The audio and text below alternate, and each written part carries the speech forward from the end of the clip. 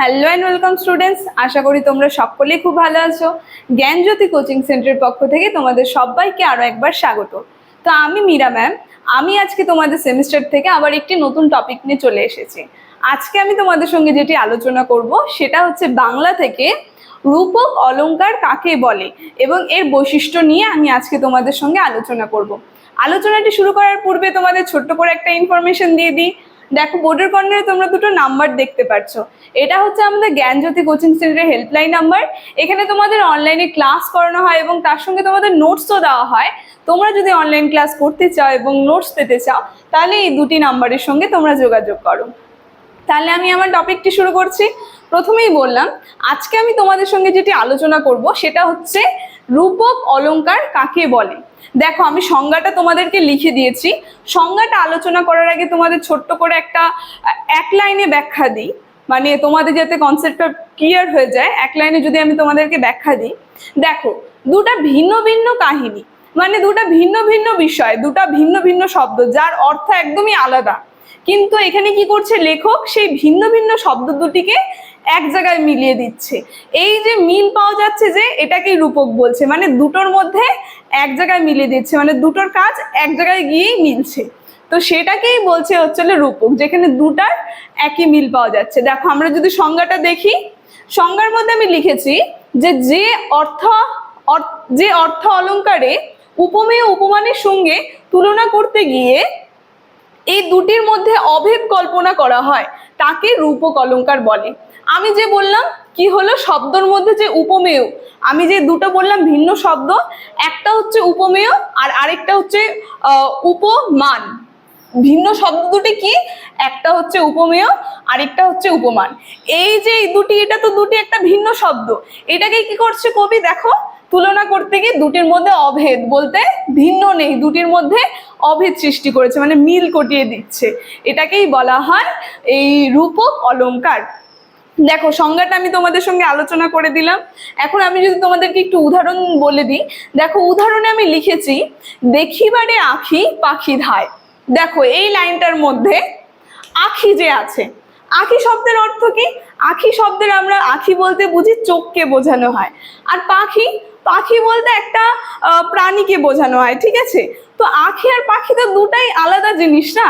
এখানে কি করছে, দেখো, আঁখি আর পাখির দুটো কর্মই একসঙ্গে জুড়িয়ে দিচ্ছে, মানে পাখির মতো দেখতে চায়। এই যে দুজনের মধ্যে মিল করে দিচ্ছে, এটাকেই বলা হয় রূপক। দেখো, আমি এখানে লিখেছি যে আঁখি হচ্ছে উপমেয়, এই আঁখিটা যে আছে এটা একটা উপমেয় শব্দ, আর পাখিটা এটা একটা উপমান শব্দ। এই উপমান ওর উপমেয় শব্দকে কি করছে, জুড়ে দিচ্ছে, মানে একই কাজের সঙ্গে মিলিয়ে দিচ্ছে, এটাকেই বলা হয় রূপক। এই যে আমি এখানে লিখেছি পাখির ধর্ম ধায়, হ্যাঁ, এখানে একটা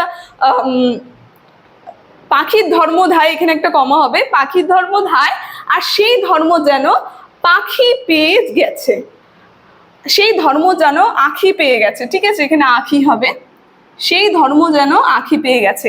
পাখি বলতে পাখি যেই কাজটি করছে সেই কাজটি কাকে দিয়ে দিচ্ছে, সেই কাজটি আঁখিকেও দিয়ে দিচ্ছে। এই যে দুজনের ধর্ম বলতে দুজনের কাজ একই সঙ্গে মিলিয়ে দিচ্ছে দুটো ভিন্ন শব্দকে, এটাই রূপক অলংকারে চলে যাচ্ছে।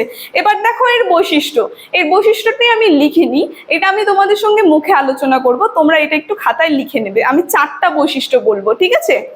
প্রথম বৈশিষ্ট্যতে যদি তোমরা দেখো, প্রথম বৈশিষ্ট্যতে আছে যে রূপক অলংকারে দুটি বিসাদৃশ্য বস্তুর উপমেয় এবং উপমানের মধ্যে অভেদ কল্পিত হবেই, ঠিক আছে? বলতে এই যে দুটি ভিন্ন বস্তু উপমেয় আর উপমান যে আছে, এর মধ্যে কি অভেদ বলতে ভেদ করছে না, ভিন্ন করছে না, অভেদ করে দিচ্ছে, মানে যুক্ত করে দিচ্ছে, এটা হবেই, এই দুটো মিল করাতেই হবে, ঠিক আছে? যে আমি প্রথমে বলেছিলাম যে কোশ্চেনে। তারপরে যদি তোমরা 2 নম্বর বৈশিষ্ট্য লেখো, সেখানে তোমরা লিখবে যে এই অলংকারে সাদৃশ্যবাচক শব্দ থাকে।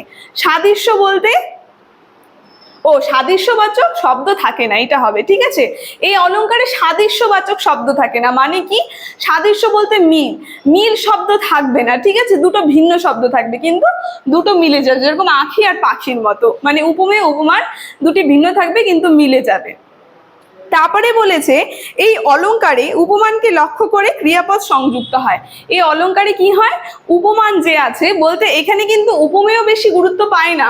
দেখো এটার মধ্যে যে উপমান যে আছে, এই উপমানটাকে গুরুত্ব করেই এই বলতে এই বাক্যটা লেখা হয়। যেরকম দেখো আখিটা কিন্তু গুরুত্ব পেল না, গুরুত্ব কে পেল, পাখি।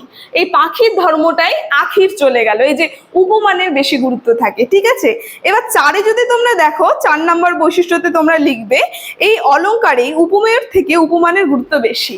বলতে এই যে আমি যেটা বললাম, এই অলংকার মধ্যে কি হবে, এই যে উপমেয় আছে, এই উপমেয় থেকে এই উপমানের গুরুত্বটা কিন্তু বেশি, কারণ উপমানকে কেন্দ্র করে উপমেয়ের যে কর্ম সেটা চলে আসে, উপমানের যে কাজ সেটা চলে আসে। যেরকম এই পাখিকে কেন্দ্র করে এই আখির কাজ চলে আসলো।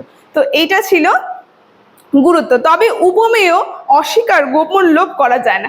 তবে এই যে উপমেয়ের যে কোনো কাজ নেই তাই বলে তোমরা বলতে পারবে না যে উপমেয়ের কোনো কাজ নেই, এরও কাজ আছে। এর কাজটাকে কি আমরা এর কাজটাকে গোপন বা লুপ্ত করে দিতে পারবো না। ঠিক আছে, তো এই যে রূপকের এই 4টি বৈশিষ্ট্য নিয়েই আমি আজকে তোমাদের সঙ্গে আলোচনা করলাম, এর বেশি বৈশিষ্ট্য আমি বললাম না।